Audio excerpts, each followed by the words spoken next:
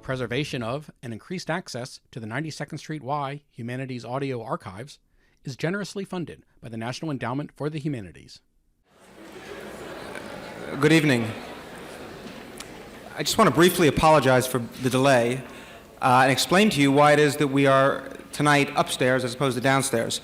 This series was originally planned to be in this hall, and it was only last week, in fact, not because of advanced sales, but because The Graduate had on this screen that we were able, because the hall was available, to move it downstairs. That will be the only week that we're able to move it downstairs. The rest of the series will take place here.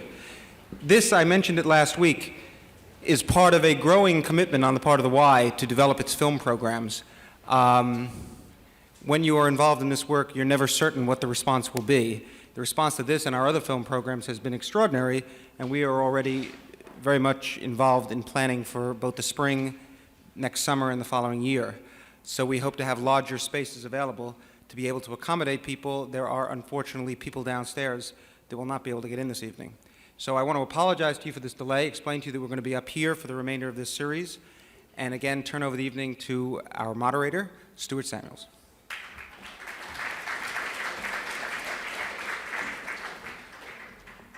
When this series was originally put together, my notion was to try to look at some films as reflections or as belief systems of the societies in which they were produced.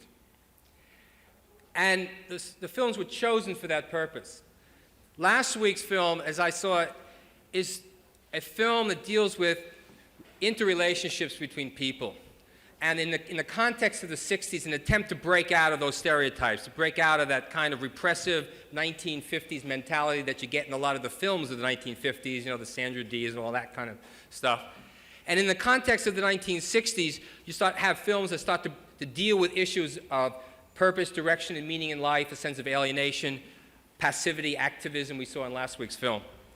This week's film has a different kind of relationship, and we'll have after the film Terry Southern, who wrote the screenplay for this film, talk about both his disagreements with Kubrick on the film, and also kind of answer questions and talk to me.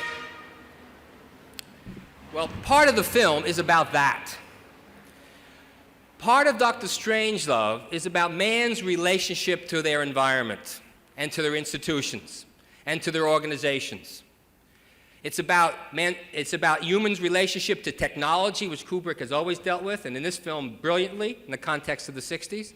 His relationship to military-industrial complexes, to the institutions of government, but not only the military, but power in terms of the war room you'll see in this film, as well as war-making instruments. The film deals with man and the larger context in which he and she exist. And that is the universe as a whole, society, the international system between Russia and America, and particularly man's relationship to his own governmental institutions. But even more than that, it challenges, and I think, and we'll discuss this after the film, a lot of the basic assumptions of 1950s society. Anti-communism, paranoia, the vision of society that was portrayed in the films of the 1950s. This series is an attempt to try to bring out what those value systems and belief systems of the 60s were, talk about them, in some ways how relevant or irrelevant they are to today, and kind of deal with the people who made the films and trying to understand what they try to say. So tonight we're going to see Dr. Strangelove, and then immediately after the screening we'll have a discussion with Terry Southern. Okay.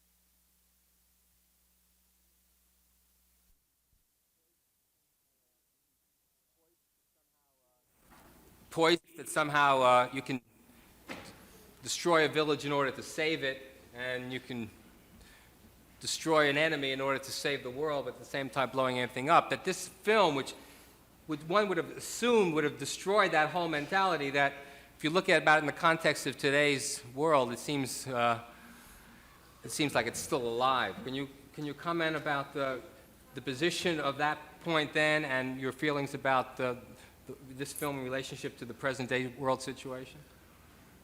Well, yes. When I saw Big Al Haig on the when he said I'm in charge, it reminded me of when we were testing for the Sterling Hayden role, which was the idea that they have a thing called the human reliability test, which is supposed to eliminate anyone who is unstable. And you can ordinarily do that just by seeing them. I mean, if you were to see Peter Lorre, you would say, forget it, you would never hire him. But Sterling Hayden, you think, my God, if you can't trust Sterling Hayden, who can you trust? And the way Al Haig responded that time to that situation, it put me in mind that in no way would we have accepted him as a guy who could be trusted. So it has come to that, you know. But the film, I mean, everybody in the film is very normal in some ways. I mean, is this what? Yes, that was the idea, was to make them so normal that an expert, you know, in their jobs. Proficient in their... Well, yes, they all, I mean, when you consider each one. Can you, okay. I'll see. How about this now? Is that better? Okay. Okay, well, right. Yes, well, the idea was to try to get people who would, you would think, well, if we're really being careful, these are the sort of people we would put in these positions. And then just let them freak out. And that way you would show that there is no such thing as a fail-safe situation. But everybody in the film seems to, as you say, do their job well. And in doing their job well, they destroy the world. I mean, well, that's the logic of that kind of arms race situation, you know. Mm-hmm. One of the things that I've read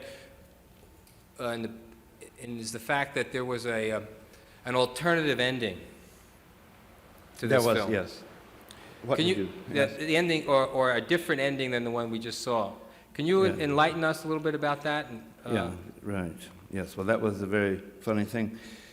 You remember when Strangelove says, "Mein Führer, I can walk," and he stands up.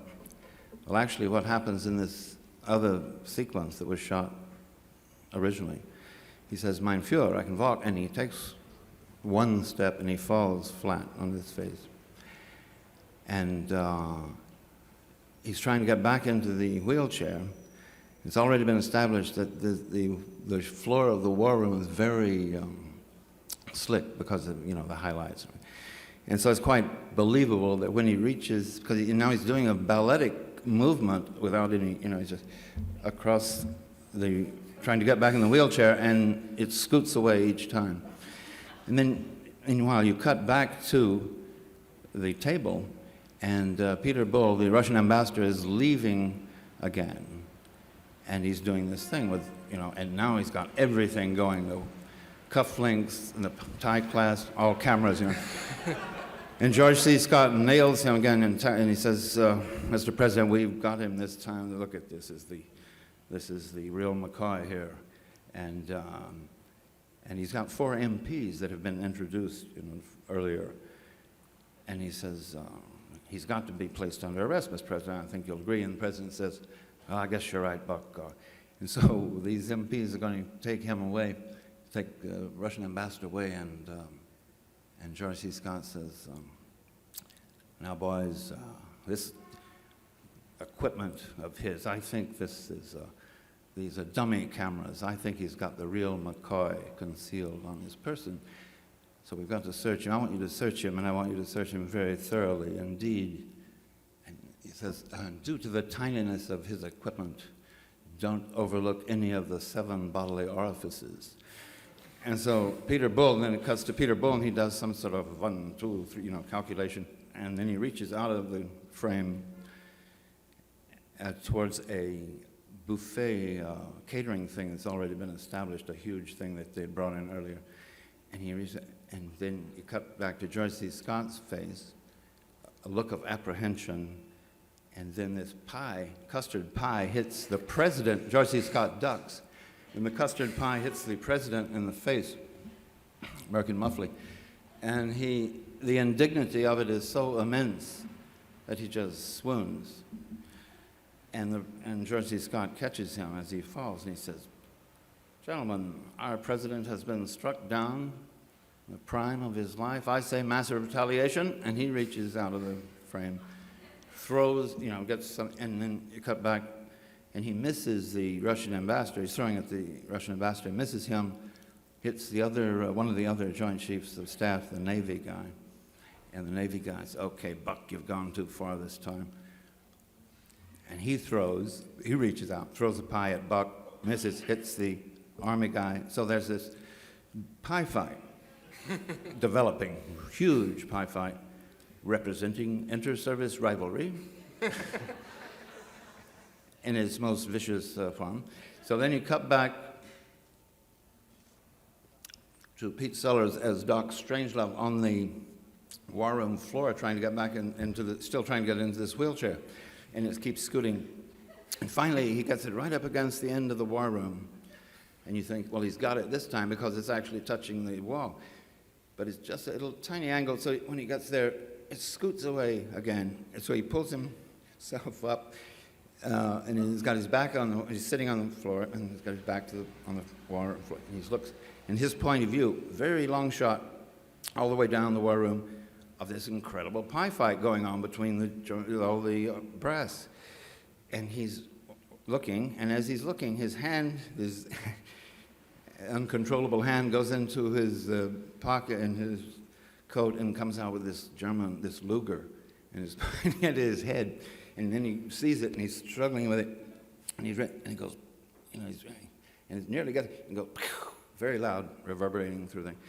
And freeze frame all these people, and back to him, and he says, "Gentlemen, enough of these childish games. We have work to do." Cut back to them, still freeze frame, and finally one of them realizes, and that was George C. Scott, realizes, well, this is it. This is the ultimate allegiance of the mad scientist in the military, and he walks all the way across the war room floor, and gets the wheelchair and brings it over and says, "Doctor, may I help you?" And helps him back into the chair. And so he starts pushing him across the war room floor, which is now about this deep in custard pie. So it's like a beach scene. And as they were going, they pass the president and the Russian ambassador sitting cross-legged, and they're building sandcastles. And just covered, and they're just, totally infantile thing. And so they stop there momentarily, and Strangelove says, too bad. Apparently their minds have snapped under the strain. Perhaps they'll have to be institutionalized. And then he goes on, and when he gets within speaking distance, say from here to the back of the brass, he says, "Well, boys, the fate of our world, the fate of this grand land of ours and the world, in fact, the entire world, in fact, is in the hands of people like Doc Strangelove here, and I think we owe him a vote of thanks and an expression of confidence. Let's hear it for Dr. Strangelove." And now they look like ghosts because they're all covered with pie, all these generals. And so they do a kind of ghostly thing of hip, hip, hooray, hip, hip, hooray. 3 times. And then the camera begins to pull back, and he continues pushing him, and they begin to sing, "For he's a jolly good fellow." And then you have the repetition of the mushroom orgasm. Mushroom, and credits roll. Yeah. And then and they wheel me again, blah, blah, blah. Well, why wasn't that used? Can you guess? Well, I mean, at that time, Kennedy was assassinated in late '63. That had a bearing on it from the producers from Columbia, the studio point of view. But why it wasn't used was an aesthetic thing. you know, the most elementary goof that Stanley Kubrick made, genius director that he is, he forgot to tell these extras, there were like 200 people involved in this, you know, not to laugh during the pie fight because it's supposed to be vicious inter-service rivalry. So, but everybody's laughing, having a ball, and even people like Stanley rushing around on the periphery of the set, throwing pies into the fray. You know, he forgot to tell them not to laugh, so it was totally out of character with the rest of the film in terms of trying to give it a fabric of credibility throughout. You know. Let's open it up for some questions. Yeah. Talk up, please. Yeah. Basically three settings, which is the Berkelson, the ballroom, and the plane. I always thought that the plane was certainly different from the other two. Personally, I liked it less than the other two. I was wondering how they decided how much time to give each setting. Well, the plane thing was very important because of the, you know, the kind of expertise and the complicated fail-safe mechanisms that they went in. They had all these triple, I mean, each thing had to be said about 3 times, and then, you know, it looked like it was foolproof.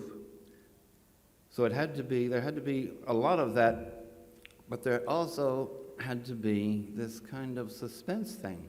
And it was really weird and a little unnerving that in a lot of screenings I went to, the audience knowing that if the plane gets through, it's going to mean the end of the world. Still, when it finally, he said, "Give me full power," and they make it over this, it looks like they're going to crash, but then they make it.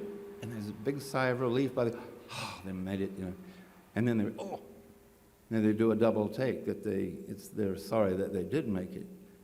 But they were involved with the crew to that extent.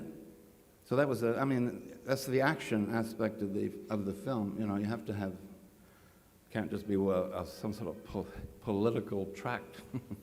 One of the things that's interesting, Kubrick uses different camera techniques to demonstrate each one of the 3 areas. Like he uses traditional World War II film close-ups in the airplane, and very realistic documentary footage on the Air Force Base, and this kind of otherworldliness in the Air Force Base stuff was, I thought, especially good.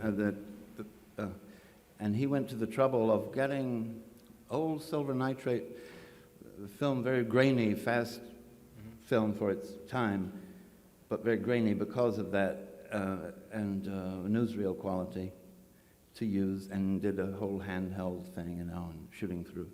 And I thought it gave it a documentary, a newsreel quality. Yeah. Yeah, in the back. Did you get that question? Whose idea was the circular lighting, the halo effect over the war room? Well, that's an obvious. Well, that's like a gambling. I mean, that's the classic, you know, pool table setup or gambling thing where it's a circular thing. You know. You mean instead of an oblong conference?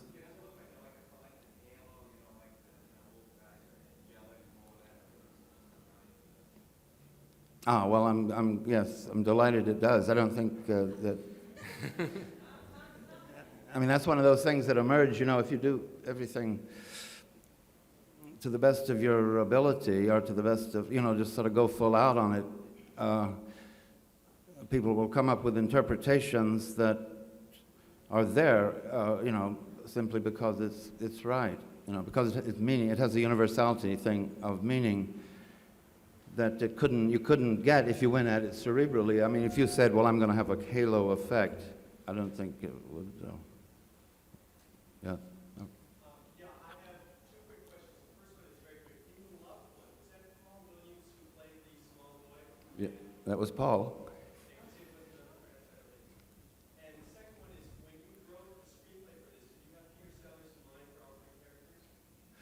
No, the financing of the film was based on Peter Sellers playing 4 characters. He was supposed to play the pilot as well, and did in fact play the pilot for 3 days of shooting, the Slim Pickens, and he sprained his ankle. And so Stanley said, well, you can't replace Peter Sellers with another actor. We got to get a really authentic guy, authentic Western Texas guy. And I said, well, you got to get this guy Dan Blocker. And he didn't know about Dan Blocker. He hadn't been in America in 5 or 6 years. And I said, there's this guy, this incredible big guy. Because one of the bad things about the footage was that the co-pilot was bigger than Peter, you see, which was not a good thing, psychologically. And so, but Dan Blocker, nobody's bigger than Dan Blocker. So they get Dan Blocker, and so they tried to get Dan Blocker, and he read the script and said, oh, this is a Pinko script or something. And his agent wouldn't let him do it. So he came up with Slim Pickens, whom Marlon Brando had discovered for One-Eyed Jacks. And he was a rodeo. There were a lot of those guys like Ben Johnson and Jim Davis who were rodeo guys who would occasionally get into Hollywood and do stunt work in the off-season of the rodeo, and then occasionally they would be forced into situations where they would have to say, they went that way. And so suddenly they're in the union as actors, and that's how all of them got into, acting. Could you talk about the book on which this was based, Red Alert? I've heard that the book is not a comedy at all, and that originally the concept was to do this as a serious film, and that it was hard to take seriously. Is that true at all? Yeah, that is right on the money. No, yes, it was a book called Red Alert, written by an ex-RAF intelligence officer, Peter George, and it was written as a straight melodrama, just like Failsafe. And the mechanics of the thing were there. I mean, the mechanics of the failsafe danger and so on. And but it was just when Stanley started trying to do it like that in the beginning as a melodrama, but it was just, Didn't he even ask the government to use? he tried. American? Yes, he was Yeah. going to get cooperation at one point, because but he began to realize that it was too far out to be treated in a conventional way, because it's generically different from any other situation of suspense, because it's not just, interesting. It's like the end of any kind of interest that you might display in something being interesting, because it also wipes you out, the viewer. Mm-hmm. I mean, a nuclear war this was what he decided was the case. And so he decided, well, you can't treat that in a conventional way. You've got to do it in a kind of existentialist, absurd thing. He had read a book of mine, Magic Christian, and so he thought, well, that gives, that's sort of, maybe the approach. And so he asked me to work on it then, and we made it into this kind of comedy. Well, Catch-22 also came out around this time too. That had that same quality of dealing with absurdity, and Yeah. Marx Brothers revisited. Yeah.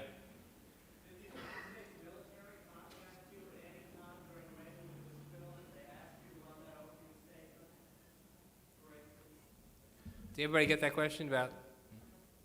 They refused us any cooperation after, all of those, the Burleson Airport, Air Force Base and so on, is very authentically duplicated. Peace is our profession is their motto and so on. And it's exactly like, but they wouldn't let us shoot on them. Did they call you and say you have to run this opening statement that such a thing could happen? Well, they put some very heavy pressure on Columbia Pictures, who are totally part of the establishment, to the extent that when the picture was finished, it was not at all well received by the studio, to the extent that it was being screened in Columbia building here in New York, along with, and at the same time they were screening the Victors. Do you remember Carl Foreman Victors? Which is a straightforward, melodramatic film about the war. But the critics and people were trying to get into this other film, and so Carl Foreman was freaking out, like, stop showing that film, because they had decided we'll go with the Carl Foreman film because none of the executives liked the Strangelove film, but they were screening it by coincidence at the same time they were screening the Carl Foreman thing, and all these people began wanting to get into our screening and not the other one, gave them pause, you see. And so it was a question of either not screening it there, as Carl Foreman requested, or going ahead with it. And, it began to get some good publicity then.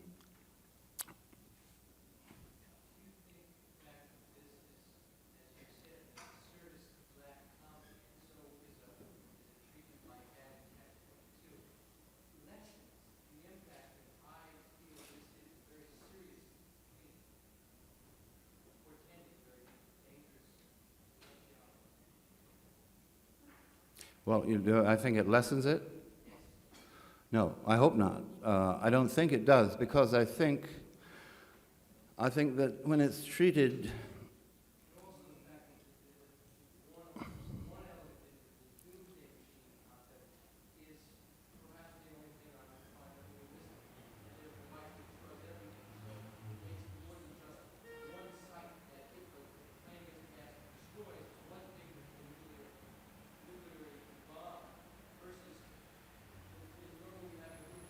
yes.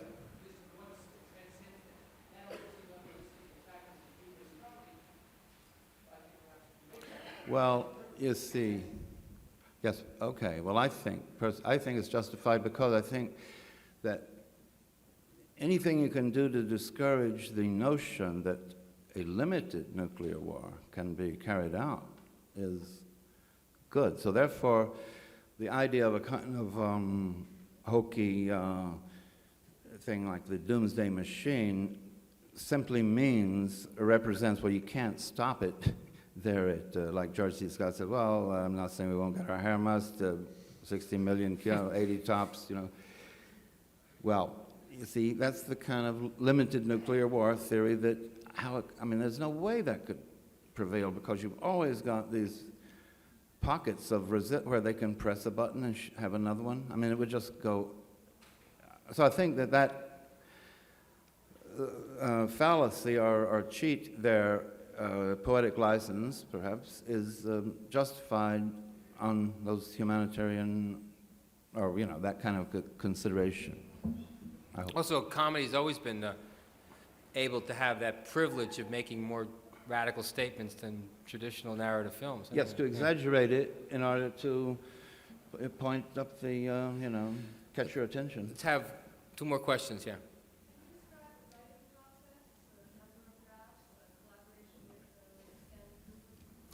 Well, the first draft, as I say, was begun as a melodrama. So when I got there, it was about halfway done, as a melodrama. So we started over, just Stanley and I, and would, write it, and kept rewriting it right up through the production, all the way through, and would rewrite on the way to the studio.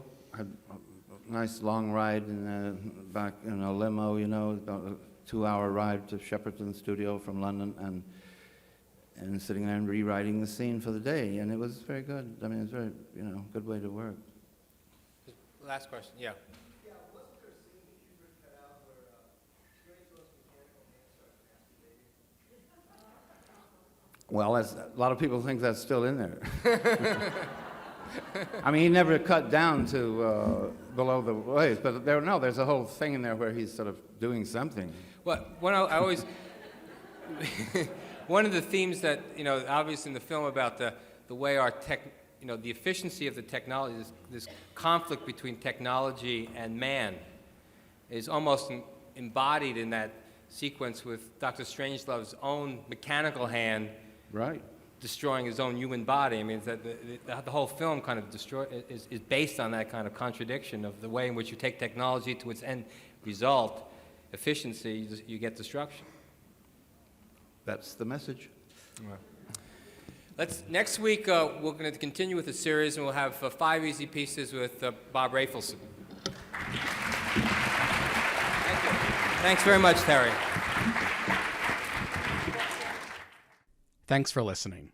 For more information on the 92nd Street Y, New York, and all of our programs, please visit us at 92ny.org.